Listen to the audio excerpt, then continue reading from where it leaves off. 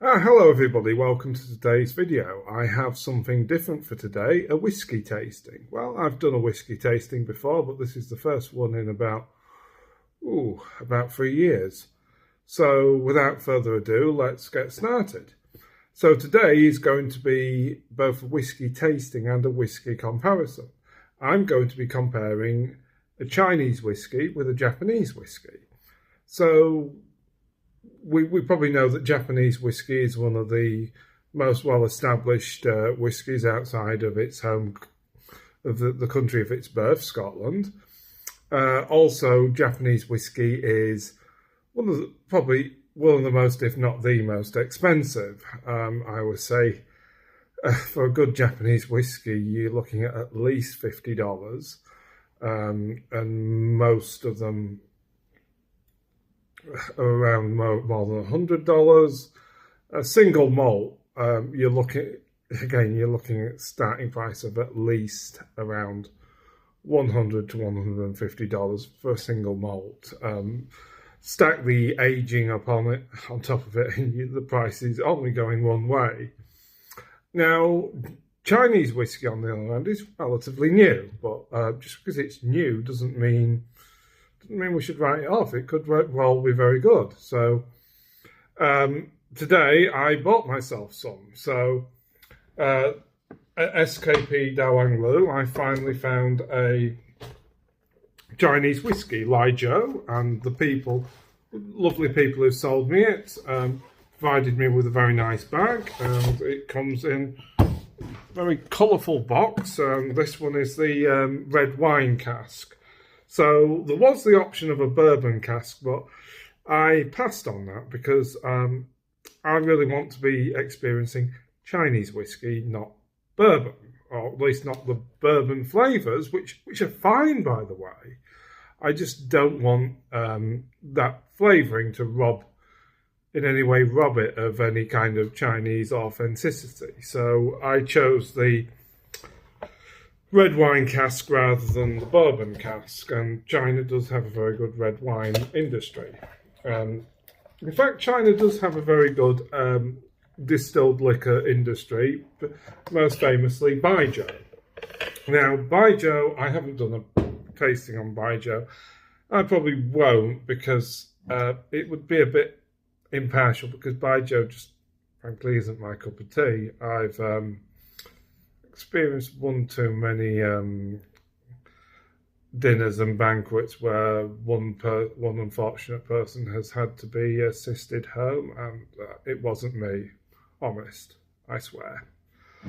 So again, the bottle is very, very nice, very nice design. I kind of like it how they've gone for their own unique design rather than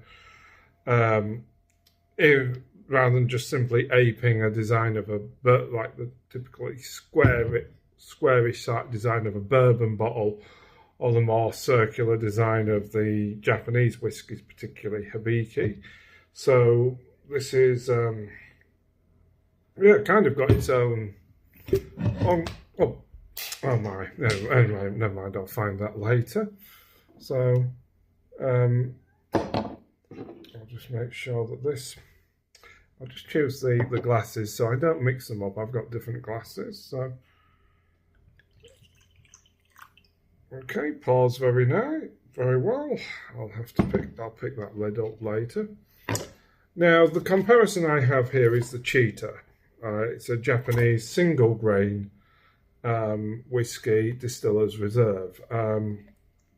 Now I would have liked to have gone for a single malt, but like I said, single malts are upwards of 150.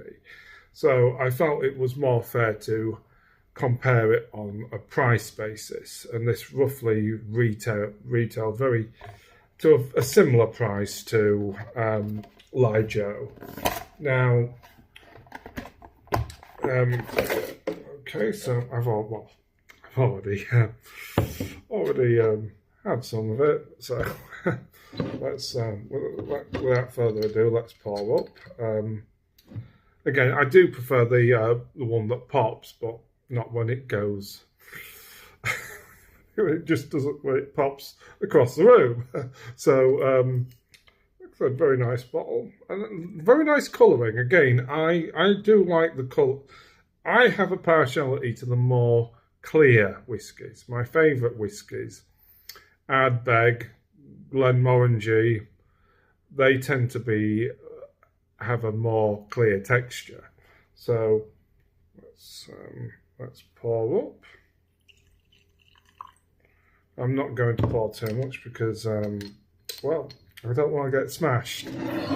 But yeah, you heard me say it, I do not want to get smashed. So yeah, let's compare them now. So yeah, well, comparing Chinese products versus Japanese products, well, yeah, nationalistic tensions do run high here, I'm afraid. So I'm kind of putting my head on the line, and I think I could very well be almost certainly trolled, very likely doxed. So, well, you don't get anywhere in life unless you put your head on the line. So, never mind, those who Yoko Dantai or Wu Mao Army can savage me all I like. I'm going to do an impartial review. So, I've just tasted the Laizhou. I'll just now taste the Chita. So, now the aroma, yeah, I'm not really. Sorry, nothing's really registering with the aroma. It's a nice aroma, but comparisons. I'm not really.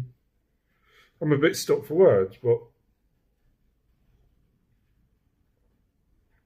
now that is nice.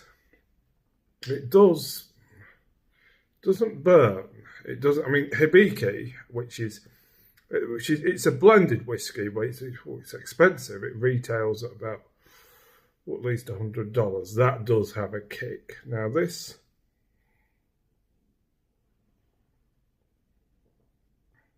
very smooth. Again, very smooth.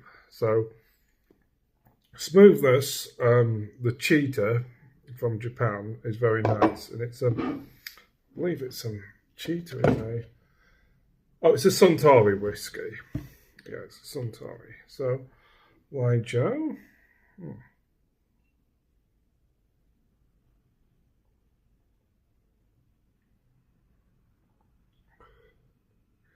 Yeah. Ooh.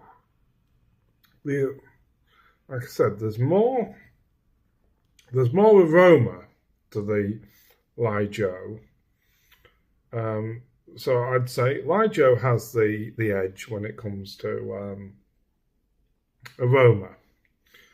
The Chita has the edge when it comes to the smoothness. But Laizhou certainly has the edge when it comes to the kick. And yeah, I do want a bit of a kick from the whiskey, otherwise you need to sort of feel that you've drank it. So Laizhou certainly has the kick. So I think this is a tricky one. Let me just try again.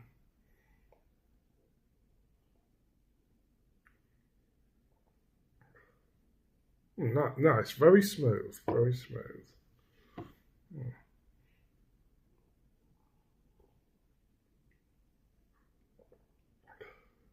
Oh,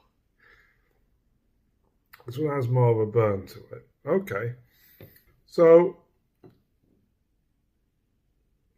I think I'm going to vote for the Laizhou, and like I say, it's a single malt. It's a red wine cask, but it's a difficult choice because the Chita is very good.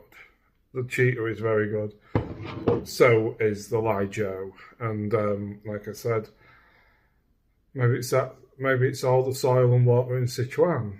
Could be the red wine cask, but yeah, the Laizhou certainly has its quality. So thank you all. Thank you for being for this tasting, and first time I've compared Japanese and Chinese whiskey. And like I say, if you get a chance to certainly check out the Laizhou, and if you want a nice, affordable and very good Japanese whiskey, the Chita highly recommended. Both whiskies in this tasting are highly recommended. Thank you all. See you next time.